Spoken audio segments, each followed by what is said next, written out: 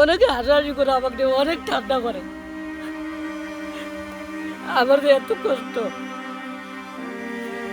আমাদের বাড়ি চালাটা থাকতো আসলে আমি অনেক খুশি হইতাম। মাথায় আসলো স্যার, আমার পরিবার অনেক ছোট পরিবার, আমার বাড়ি চালা বন্ধ না। আমার ফুফুতো ভাই জমি নিয়ে বাড়ি চালা নিয়ে আছে। আমার বাড়ি চালা, আমার আর্থিক অবস্থা আমার বলতে খুব খারাপ। সেটা তো বললাম, বাড়ি চালা বন্ধ না, শুধু ভাঙাচুরা ঘর আছে।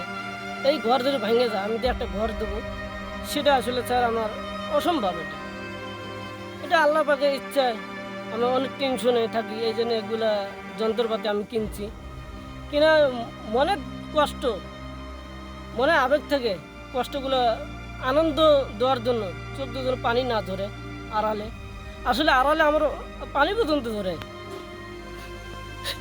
এই কারণে আমি ভিডিওগুলো বানাই। ও অনেকে হাসাহাসি করে আমাকে নিয়ে অনেক ঠান্ডা করে। আমার যে এত কষ্ট,